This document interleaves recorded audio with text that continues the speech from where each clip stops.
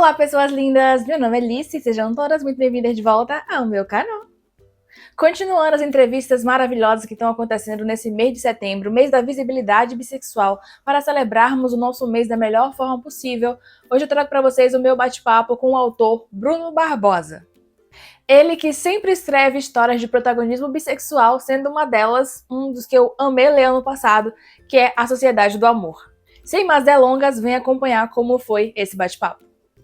Hoje eu tô aqui com o Rodrigo Mesquita, que assina suas obras como Bruno Barbosa, e é por isso que eu o chamo carinhosamente de Rodrigo Bruno.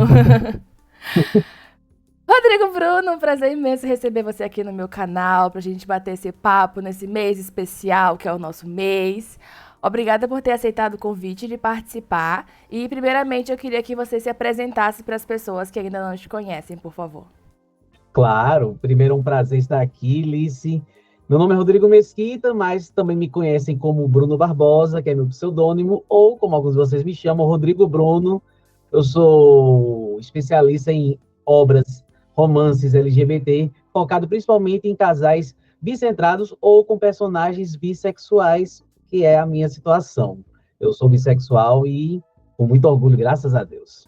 Maravilha, eu amo personagens bis. Enfim, vamos começar, né? Já que a gente vai falar sobre escrita e bissexualidade, eu queria primeiro saber de você se a escrita contribuiu de alguma forma no seu processo de compreensão da sua bissexualidade. Eu diria que não, Lice, porque eu me descobri, eu me identifiquei como bi na adolescência. Levei muitos anos para chegar a termos com isso, mas a compreensão veio com quê? Uns 15, 16 anos, eu acho. Eu devo muito crédito à minha falecida psicóloga, que Deus a tenha, que me ajudou nesse processo. Só que eu quis escrever, principalmente porque eu queria trazer histórias. Porque uma coisa que eu gosto da minha orientação sexual é que a gente pode amar. E eu falo assim, não é tipo, eu só vou amar homem, só vou amar mulher. Não, eu posso amar os dois. E aí, por isso que eu estou trazendo personagens tão diversos. Alguns vocês já conhecem, como é o caso do Saulo, por exemplo. Outros vão chegar, como a Ingrid. E tem outras tantas que estão nos preparativos, como, por exemplo, a Elba, o Lúcio, a Hannelore. Só para trazer alguns nomes que vão entrando nos quilos de vocês daqui a algum tempo, se Deus quiser. Muitos nomes. E bom. É interessante ver isso porque algumas pessoas funciona diferente, né? A escrita ajudou algumas pessoas nesse processo, mesmo que não a partir das suas obras publicadas, mas até na forma de desenvolver sobre isso. E você foi por um viés contrário. Achei isso muito legal. Como você mesmo já citou, né? Você tem várias obras que você sempre vai trazer esse protagonismo bissexual. Então eu queria saber de você qual a importância para você da criação desses personagens bissexuais. Eu acho que a importância maior é você mostrar para leitores e leitoras bis que esses personagens não se definem apenas pela sexualidade, mas sim também pelas suas ações, pelas suas histórias. Eu vou dar um exemplo. A gente teve o caso de A Sociedade do Amor, que é um romance que tem o Saulo, que é bissexual, e o Marcos, que é gay. Só que o romance é, de certa forma, um foco, mas principalmente motivado pelas ações do passado. Então não é nenhuma questão assim, eu quero juntar com ele, vamos ter desafios. Não, não. Nesse caso, é um romance que deu errado por razões que eles não conseguem entender. Eles vão tentar entender no meio de uma negociação comercial, e isso vai movimentar a história. Então não é uma coisa que você vê todo dia, não é verdade? Mesma coisa da Ingrid, que entra numa guerra, conhece o amor da vida dela, mas o foco da história, nesse caso, não é nem o romance, é sim a aventura, é sim toda essa ação que está acontecendo e que contribui para atrair, para juntar a Ingrid e a Victoria, mas não é o fator principal. É isso, né? Porque nós podemos estar em vários lugares de várias formas. Nós não somos definidos apenas pela nossa sexualidade, além de que ela faz parte da gente, mas não é o nosso todo. Exato. Por exemplo, eu sou o quê? Sou jornalista, eu gosto de rádio, eu gosto de aviação, gosto de ir à praia. Você, por exemplo, gosta da sua cidade, Salvador, você gosta de praia, gosta de livros, mas vai ter coisas que a gente vai ter em comum e vai ter coisas que vão ser diferentes. Isso é que faz o ser humano ser uma coisa tão incrível. Exatamente. E como isso remete à criação, né? Essa é a nossa pergunta agora. Eu queria saber de você o que você considera como a parte mais importante do seu processo criativo. Eu acho que é você idealizar a personalidade da pessoa na sua mente, a personalidade do seu personagem. Vamos citar um exemplo, ainda com a Sociedade do Amor. O Saulo, como eu fui criando ele na minha cabeça?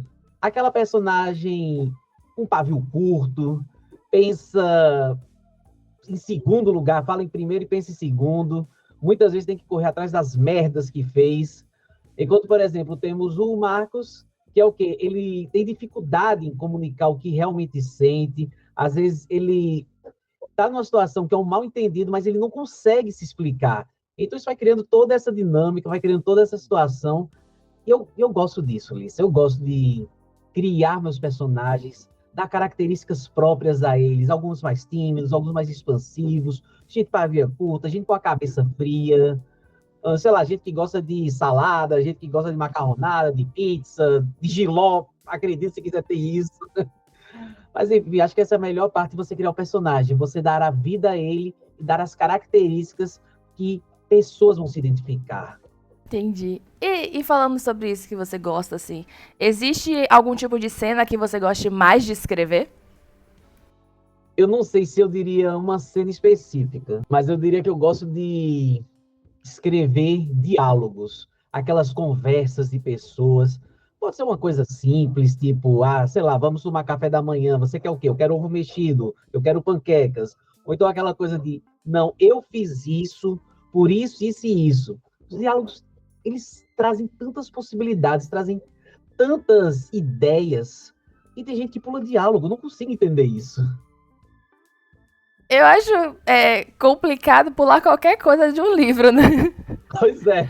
Porque tudo compõe a narrativa. Tanto os diálogos, quanto as partes que não estão havendo diálogos, mas você está conhecendo mais as pessoas, conhecendo mais os ambientes que ela vive, né? Quem são as pessoas que ela interage, o que é que ela pensa dessas pessoas. Exato. Exato. Você tem diálogo com a família, tem diálogo com os amigos, colegas de trabalho, com seu amor, com um estranho no meio da rua. Tantas coisas que vão definindo as personagens a partir de perguntas, respostas e comentários que vão sendo feitos. E vamos ser honestos, você não dá para passar um dia inteiro sem falar com alguém, né? Só se você estiver, sei lá, dormindo o dia todo. Pois é, eu que eu digo, que mesmo sozinha aqui em casa, eu tô sempre falando com alguém, nem que seja com as minhas gatas. E as gatas te infernizando, né? Mas a menorzinha já tá aqui mirando o pulo no guarda-roupa. É isso que eu falo, Lice. Mesmo diálogos de um lado só, como animais, mostram a característica da pessoa. Sim, a forma como a gente se expressa, né? E um pouco de como a gente é. Exatamente. E o que você considera como a parte mais difícil do seu trabalho? Eu diria que escrever cena hot. Porque você tem que traçar um equilíbrio entre a questão de você escrever um momento romântico, um momento erótico, e não fazer ele apelativo. Quando eu escrevo hot sáfico é ainda pior, porque eu tenho uma linha finíssima para andar.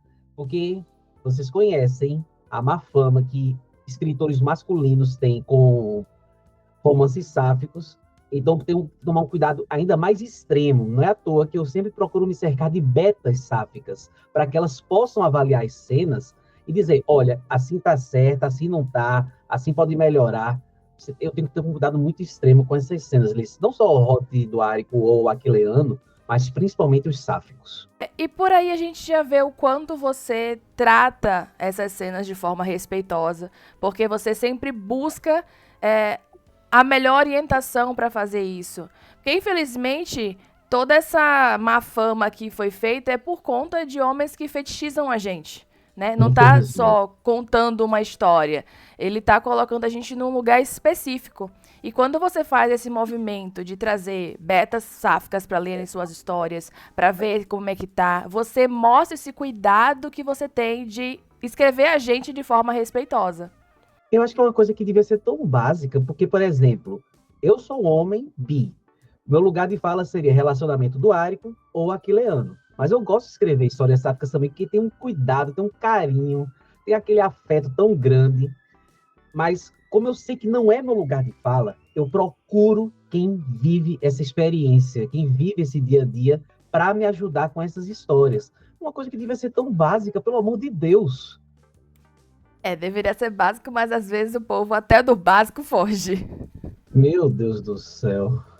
E além disso, como você falou, essa questão do equilíbrio, né? Eu sempre costumo dizer o quanto eu não leio cenas hot de todas as pessoas, porque tem gente que não sabe dar esse equilíbrio. E aí a cena, ela acaba não ficando com aquela aura boa da gente se envolver ali. E sim como uma vergonha alheia. Eu interpreto como vergonha alheia, porque eu sinto vergonha alheia. É verdade.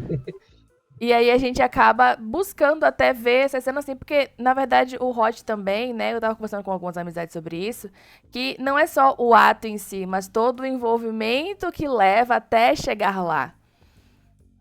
Exato. Eu até digo que gosto de escrever mais o afeto do que o erótico. Gosto de escrever mais as pessoas se envolvendo, trocando carinhos, beijinhos, aquele gesto que mostra o quanto a pessoa B importa para a pessoa A. Eu acho que isso é o que mais vale, mais do que qualquer hot, mais do que qualquer cena mais explícita. Sim, com certeza. E até para a cena mais explícita ser melhor executada, ela tem que vir com esse arcabouço de afeto antes, pra gente se envolver com o casal e ficar ali, né? Sentimento de paixão por aquele casal. Com certeza. Agora eu vou te fazer uma pequena pergunta polêmica, Pois não. que é como não surtar escrevendo livros LGBTQIA+, em um mundo a cada vez mais conservador? Nossa, eu diria que é um desafio. 24 horas por dia você tem que lidar com gente podre, gente que acha que pode falar as merdas que quiser, principalmente valendo os do faroeste que é a internet hoje em dia. Então, o que eu procuro? Eu procuro me apoiar, me cercar de pessoas que me respeitam, que me entendem. Eu posso dar o devido crédito, por exemplo, para minha esposa. Ela é a melhor companheira que eu poderia ter. E eu diria que a gente tem isso, Lice. Ela me entende, ela me respeita, ela me dá todo o apoio, todo o carinho. Pô, ela foi comigo na Bienal tanto do Rio quanto de São Paulo. Na do Rio, ela foi minha fotógrafa, ela me deu apoio, eu acho que se não fosse ela, eu não sei se eu teria toda essa força que eu tenho hoje na hora de escrever essas cenas mais afetuosas. E mesmo assim, só ela não basta. Também preciso de amigos, preciso de amigas, pessoas que me entendam, que me dão esse apoio. Eu tenho elas, graças a Deus. Rede de apoio é essencial pra gente se manter, né? E justamente nesse caso de internet, que a gente não, a gente fala um A, o povo entende B e é um B sangrento. É, aquele B que já tá soltando o pus. E a depender da rede social é ainda pior, porque o povo acha que porque tá atrás de internet pode falar o que quiser, ofendendo a gente diretamente, não só tipo, eu não quero consumir esse tipo de conteúdo, então eu não vou consumir. Que era o correto a se fazer, né? Pois é, tem gente que fala A e vira X, se é que você entende. Sim, totalmente. Agora, pra gente aliviar, né, dessa pergunta mais séria, eu quero saber de você, em qual dos mundos literários que você escreveu você viveria? Caramba, tá aí uma pergunta bem complicada. Eu vou até te dar uma situação, porque meus mundos, eles fazem parte de um multiverso. Então, tem personagens que conseguem transitar de um para outro. Isso já dá uma carga interessante para essas personagens, por quê? Eu tô entediado, eu quero, sei lá, ir para Floresta Nevada de Amor em Tempos de Nevasca. Vou abrir um portal e tchum. E outro momento, não, eu quero ir, sei lá, tomar uma água de coco com Saulo. Abre um portal e tchum. Eu acho que eu poderia dizer que essa seria a minha resposta. Eu preferia ter o poder de criar portais multiversais e ficar zanzando pelos universos dessas minhas histórias. Acho que seria a melhor resposta que eu poderia dar. Ótima saída. Que eu já ia até te perguntar isso. Mas por que esse lugar? Só que aí dá Super pra entender, porque você vai transitando, vai passeando, vendo o que tá mais tranquilo, Pois né? é, tem esse detalhe. E pensando nas suas histórias já prontas, né? E já no mundo, o que você gostaria que as pessoas sentissem com as suas histórias? Caramba, eu tenho duas histórias que estão na Amazon nesse momento, que são A Sociedade do Amor, inclusive já virou livro físico pela editora Flive, e temos um pequeno conto de Halloween chamado Poeira ao Vento. Eu acho que o que esses dois livros mais trazem é a necessidade de você amar, de você viver, mas de forma completa, sem permitir que situações ruins ou que mal entendidos possam cortar esse tempo. O Marcos e o Saulo mesmo perderam 5 anos de um namoro forte por conta desse mal entendido. A protagonista de Poeira ao Vento, ela, eu não sei se dá para botar gênero, porque a Poeira ao Vento, nenhum dos dois personagens tem gênero. Pode ser tanto ele, quanto ela, quanto ele. Mas a pessoa que protagoniza Poeira ao Vento perdeu a pessoa amada e 1 ano depois está na maior fossa, justamente porque aconteceu uma tragédia. Então, é um tempo que não volta mais, Lice. Eu acho que o que eu quero passar é isso. Viva o melhor que você puder, porque depois que esse tempo acaba, ele não volta mais. Caramba! Adorei. Não, são ótimas reflexões. Sentimentos intensos, né? Com certeza. E esses sentimentos que as pessoas te relatam sentir, porque eu imagino que as pessoas te contem, né? As coisas, contam pra você a partir de bate-papos, tem as resenhas que fazem e te marcam. Eu queria saber se esses retornos que você tem, se eles te inspiram de alguma forma para as suas próximas histórias ou próximos personagens. Eu diria que me inspiram bastante. Quando alguém escreve uma resenha na Amazon falando que achou fulano bem ou mal, que poderia ser melhor construído, não sei o quê, isso vai me mostrando o que é que eu posso melhorar. Eu acho que é um erro você dizer que, eu sei de tudo, vai ficar tudo perfeito. Não, nós somos seres humanos. Nós temos a capacidade de errar, mas também temos a capacidade de melhorar. Então, essas resenhas me ajudam a mostrar onde eu posso melhorar. Eu sei que nunca vou chegar à perfeição, mas eu prefiro sempre lutar para conseguir o meu melhor do que ficar na minha zona de conforto. Tem alguma coisa específica, assim, que você lembra de ter visto que você fez? Não, isso vai ter que entrar na minha história, vai ter que entrar em um personagem? Eu acho que tem, sim, porque eu recebi uma chuva de reclamações pelo Saulo ter arrumado as malas quando brigou com o Marcos, voltado para Recife. Só que eu quis que isso fizesse parte da personalidade dele. Pô, tem gente que faz coisa pior, né? Porque vamos pensar da seguinte forma, Alice. Você tá noiva do maior amor da sua vida e de repente aparece uma cartinha de demissão assinada por ele. Tem gente que vai chutar a mesa, vai sair quebrando tudo. Saulo não, ele simplesmente arrumou as malas, teve uma briga homérica com o Marcos e foi de mala e coisa de São Paulo para Recife refazer a vida. Tem gente que poderia até matar se parasse para pensar. Exatamente. E é isso, tipo, faz parte da personalidade do personagem. É aquela coisa de, ok, ele poderia ter agido de outra forma? Poderia, mas aí ele seria outro personagem. Exato. E talvez fosse até um personagem perfeito, que a gente sabe que não existe humanos perfeitos. Exatamente, não tem mesmo. Tanto é que a gente fala tanto sobre. É claro que alguns personagens eles vão acabar tendo algumas características que se assemelham mais à forma que a gente gostaria de ver algumas pessoas na vida. Só que se personagens retratam pessoas, é claro que vão ter defeitos. E essa é uma das formas também que a gente se aproxima desses personagens, né? Com certeza, teve gente que, mesmo não gostando das certas atitudes do Saulo, conseguiu entender o motivo das ações dele. Pô, o cara tava com a cabeça praticamente uma panela de pressão para explodir. Ele perdeu o emprego, achou que ia se demitido pelo noivo. Tem gente que disse isso para mim: Bruno, você escreveu esse personagem assim, assim, assado. Eu não sei se eu faria isso, mas eu entendo o que ele passou. Eu acho que quando alguém me diz isso, eu sinto que eu cumpri minha missão de trazer um personagem humano, cheio de erros, mas também cheio de acertos, que faz a gente se identificar com ele de alguma forma que seja. Que é isso, é a escolha também. Ainda tem essa parte de ser a escolha de quem escreveu fazer isso na história. E aí a gente vai ver aquilo e gostar ou não. E também a gente não precisa gostar de tudo na vida, né? Com certeza. O povo também precisa entender um pouco isso. A gente não é obrigado a gostar de tudo que a gente lê, gente. Tá tudo bem, mesmo que seja de nosso autor favorito. Mas eu acho que nesse caso tem uma teoria do porquê isso acontece. A gente tá na era dos ídolos da internet. Então aquela coisa assim, para mim, sei lá, fulano é perfeito, tudo que ele faz é perfeito, quem reclama é que tá errado, não sei o quê. Eu acho que a gente tá numa era em que tem multidões que seguem ídolos e acham que eles são deuses. E isso cria essa cultura toda de, não, fulano tem que ser perfeito, até na literatura. Pelo amor de Deus, ninguém é perfeito. Exatamente. E ainda tem um outro problema, que é colocar essa sobrecarga em cima das pessoas, né? Botando elas nesse lugar de deuses. E aí, quando a pessoa comete um erro, tal qual qualquer ser humano, acabou o mundo. Pois é, vai tudo por água abaixo.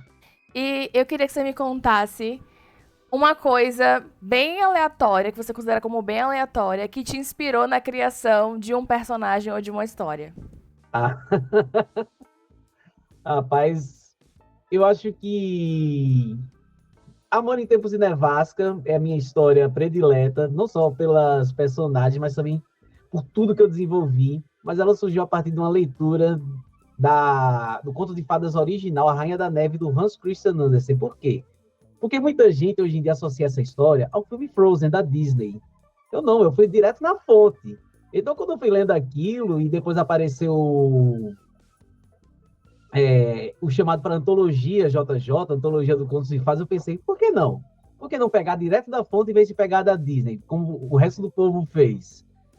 Eu acho que pode ser não tão aleatório feito os outros, mas uma coisa de, eu já fiz isso, vamos fazer aquilo. Não se classificaria como uma aleatoriedade, mas como uma grande curiosidade, né? Porque eu também É, achava que vinha de Frozen. mas talvez a maior aleatoriedade nesse ponto foi transformar o Gaspar, que é um personagem da Sociedade do Amor, como mestre churrasqueiro. Talvez porque eu não sei fazer churrasco na vida. É o que eu gostaria de ser. É uma coisa. E também acaba que, de certa forma, é bom as pessoas também pensarem que veio de Frozen, porque é algo que as pessoas já conhecem, né? Então acho que a gente também associa mais por isso, porque é uma coisa que a gente tem mais familiaridade. Por mais que a gente não consuma diretamente. É algo que a gente já conhece. Verdade. Já Muito tá, verdade. já tá no nosso imaginário. Com certeza. Seus personagens também têm vida própria? Tem vida própria, sim. Eu vou trazer o caso do Saulo e do Marcos de novo, porque hoje em dia eu consigo imaginar eles como casados, adotaram 2 crianças, gostam de dar caminhada no calçadão da Praia de Boa Viagem com os filhos, beber água de coco, brincar de pega-pega no calçadão e na areia. Eles dizem para os filhos para não irem muito fundo, que tem tubarão. Às vezes pegam o carro e vão para o Recife Antigo, vão ver um showzinho de música. Ou então eles reúnem a família toda, fazem um churrasco na casa do Gaspar. Eu gosto de imaginar meus personagens vivos, Lice, porque a vida não acaba quando você escreve o fim na história. Tem muito mais além disso. Verdade. Eu acho tão bonito pensar, tipo, a gente tem esse imaginário, né, de quais as possibilidades tem na vida desses personagens. E é legal que vocês também têm isso, assim. Pra vocês também não acabou, continua acontecendo e tem todo esse universo, né? Eu posso até já trazer aqui uma novidade em primeiríssima mão. Eles vão voltar. Eles vão voltar sim. Coisa boa. Amo, amo, amo, amo ver personagens voltando. Agora eu queria saber de você. O que significa ser uma autoria bissexual pra você? Eu acho que é você assumir uma posição de muita responsabilidade, porque é você mostrar ao mundo que pessoas bi estão aqui para viver sua vida por completo, amando, se divertindo, estudando, trabalhando, mostrando que nós somos pessoas por completo, da cabeça aos pés, que amam homens, mulheres e também pessoas não binárias, pessoas trans, mas pessoas que amam e que vivem. É isso que eu quero trazer nas minhas histórias. Gente que vivem a vida da melhor maneira possível, com erros, com acertos, e a minha responsabilidade é mostrar isso, seja com graus de fantástico, seja com graus de realismo, mas trazendo essas pessoas que, se não existem na vida real, pelo menos existem dentro do meu coração. Ai, que lindo. Não, é isso mesmo, assim, é ver... E essa importância que tem pra gente também, enquanto pessoas leitoras bissexuais, quando a gente vê essas histórias escritas por vocês, e a gente consegue se ver nessas páginas, se conectar de alguma forma, em níveis diferentes, é claro, porque são histórias diferentes com personagens diferentes, então a gente vai se conectar de formas diferentes.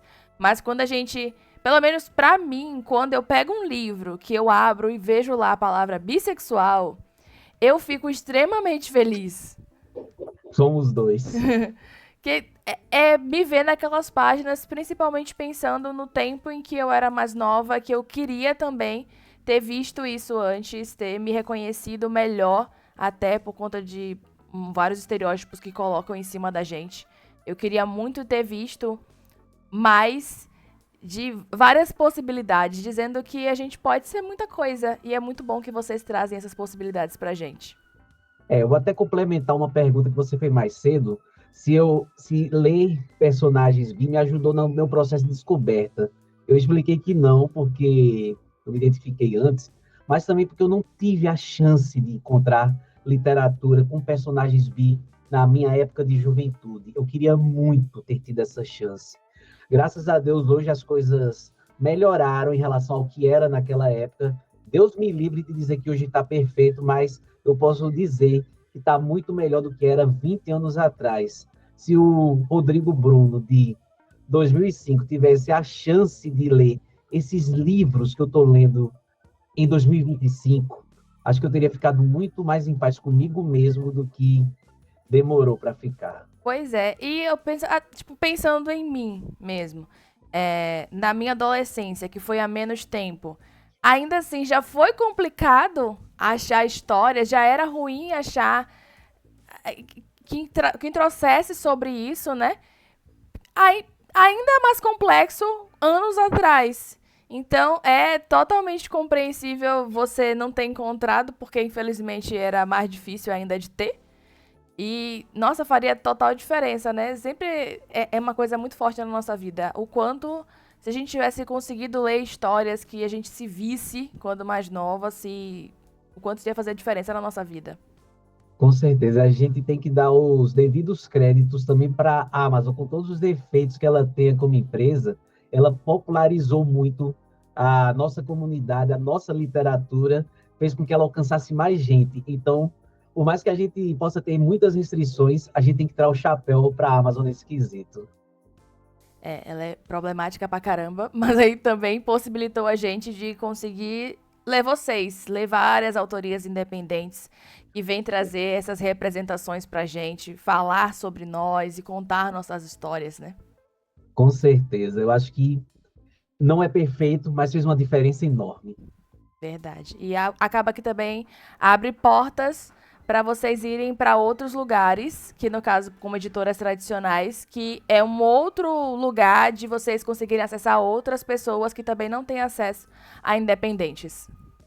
Com certeza, foi graças à Amazon que eu conheci a Flive, por exemplo, foi por onde eu publiquei A Sociedade do Amor, e por onde eu conheci a editora, que eu vou publicar Nevasca, eu vou trazer mais detalhes no futuro, mas ela conheceu a obra, aí eu escrevi essa edição expandida, e quantas pessoas não estão aí escrevendo por editoras maiores? Por exemplo, Maria Freitas, Desce Vilela, GB Baldassari, Jacinto Júnior, Daniel Vilela, tanta gente boa que merece seu espaço ao sol e que, graças a Deus, apesar das dificuldades, estão conseguindo seu espaço. Exatamente. Rodrigo, muito obrigada novamente por ter cedido seu tempo para participar aqui desse bate-papo. Eu adorei, foi maravilhoso. E para a gente finalizar, eu queria que você fizesse aí a sua divulgação, conta para a gente mais os seus trabalhos e onde a gente pode te encontrar. Bom, em primeiro lugar, Alice, foi um prazer enorme trazer aqui minhas experiências, minhas opiniões, minhas visões de mundo, poder falar com você, que essa criadora de conteúdo maravilhosa, grande amiga, de todo o coração. Muito obrigado mesmo por ceder esse espaço. Quem quiser me conhecer, eu estou ativo no Instagram e no TikTok, @Bruno Barbosa Autor. Meus livros estão na Amazon, tanto A Sociedade do Amor, primeira edição, quanto Poeira ao Vento. A segunda edição da Sociedade do Amor está disponível na editora Flive, vocês podem encontrar lá a qualquer momento. Amor em Tempos de Devasca chega agora nesse semestre na Amazon e também na edição física em pré-venda. Eu vou trazendo mais detalhes nas minhas redes sociais. Enquanto isso, já vou escrevendo outros projetos, tem um que está saindo do forno. E eu vou dizer, viu? Se você gosta de terror e de romance nordestino, se prepare. Eita, eu fiquei empolgada. Para facilitar a vida de vocês, eu vou deixar os links das redes sociais de Rodrigo Bruno aqui na descrição, porque aí vocês acham facinho, tá bom? Tá certo. Obrigada novamente, Rodrigo. Beijo enorme, Alice, e muito sucesso. Que esse Setembro Bi seja extremamente bem sucedido.